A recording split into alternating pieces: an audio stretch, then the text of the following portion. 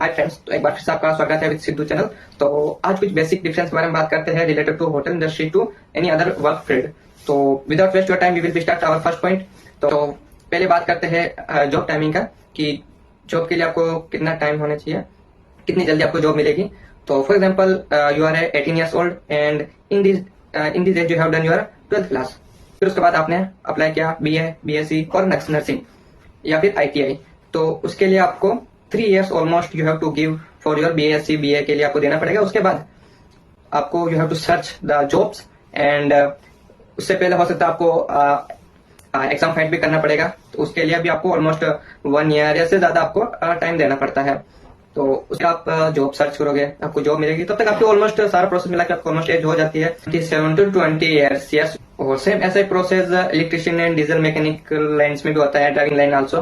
तो उसमें भी ऐसी ना तो है आपने 12th की, फिर उसके बाद आपने कोई भी कंप्यूटर कोर्स किया 6 महीने का, and after complete your ITI you should have to get work experience almost 1 year। तो जब आप 22 साल के हो उसके बाद आपने ITI कंप्लीट की, फिर उसके बाद आपने 1 साल का वर्क एक्सपीरियंस लिया, फिर उसके बाद आप वर्क एक्सपीरियंस होने के बाद फिर आप वापस जॉब या आप वर्क ढूंढोगे, काम ढूंढोगे। तो उस टाइम पे जब आपको काम मिलेगा उस टाइम पे आपकी ऑलमोस्ट एज हो जाएगी अराउंड 24 to 25 years ओल्ड। और आज के टाइम में इस एज के अंदर आदमी की शादी भी कर दी जाती है, तो इसका मतलब उनके घर की जिम्मेदारियां सौंप दी जाती है। तो उस टाइम पे उनका जो बजट होगा, जो उनकी सैलरी वगैरह होगी, वो ऑलमोस्ट 10,000 to 15,000, इससे ज्यादा नहीं होती है। कोई भी गैरेज पे या मैकेनिक का काम करता है उसकी। तो चलिए अब बात करते हैं हॉस्पिटैलिटी इंडस्ट्री की। तो फॉर एग्जाम्पल आपने 18 साल की उम्र में आपने आपकी 12th क्लास कंप्लीट की। उसके बाद आपने you done your diploma of 1 year from any institute including your training also of 4 months। उसके बाद 20 years ओल्ड के अंदर आप अपनी जॉब ज्वाइन कर सकते हो एनी 4-star 5-star प्रॉपर्टीज के अंदर। तो you will be get salary 15,000 to 20,000 per month. फिर उसके बाद आपके पास एक्सपीरियंस होता जाएगा, तो according your experience you will be increase your salary and promotion also. और अब बात करते हैं नेक्स्ट पॉइंट, फैसिलिटीज।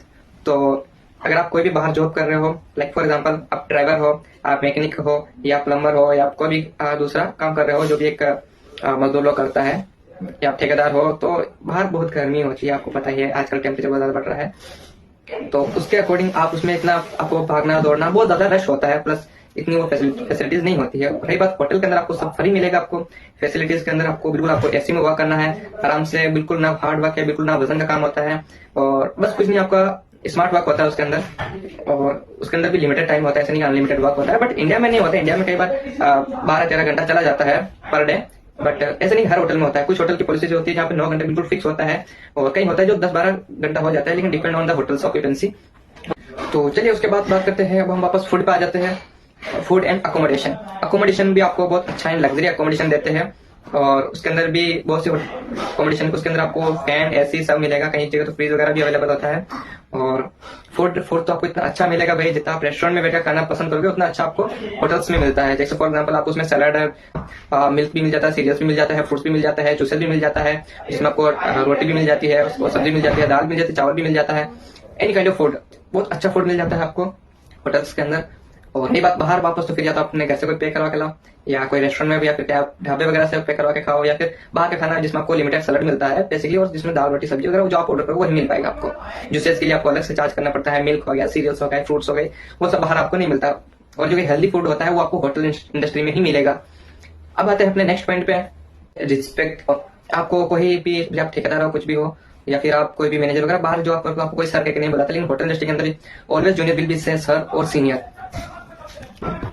और ये चीज मैटर नहीं करती, अगर आप जूनियर हो तो आपको कुछ भी उल्टा सीधा बोल देगा सीनियर, ऐसा भी नहीं होता है। उसमें जो you also authorize to get the respect, तो उसमें भी आपको रिस्पेक्ट मिलेगी, आपको सीनियर भी रिस्पेक्ट देगा, जूनियर भी देगा।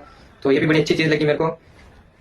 तो अब बात करते हैं ट्रांसपोर्टेशन की। तो इट्स नॉट कंपल्सरी कि हर होटल आपको ट्रांसपोर्टेशन देता है, बट जो होटल देता है भाई transportation, rooms to hotel, hotels to room, भाई बहुत लग्जरी देता है। उसके अंदर आपको रूम्स में भी AC मिलेगा, आपको बस में भी AC मिलेगा, आपको होटल्स में भी AC मिलेगा।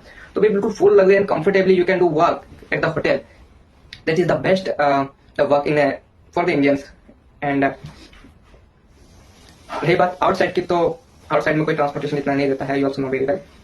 तो अब बात आती है अपनी न्यू प्लेसेस एक्सप्लोर की। तो होटल इंडस्ट्री वाले always explore new places and they will B enjoy and they have the best food and best accommodation।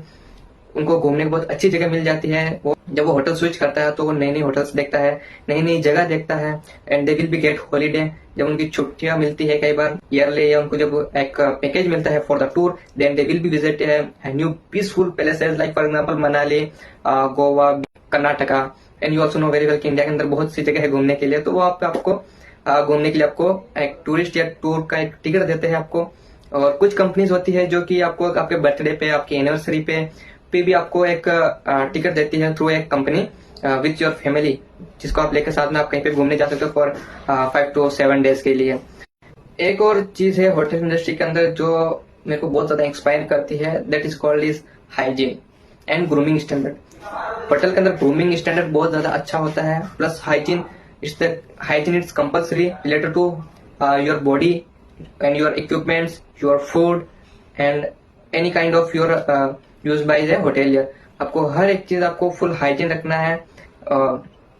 उसके अलावा आपकी body language, your communication and आपकी skills, I am really expiring to all of that.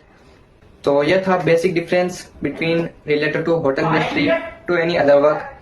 तो मिलते हैं अपनी ऐसी interested next videos के लिए।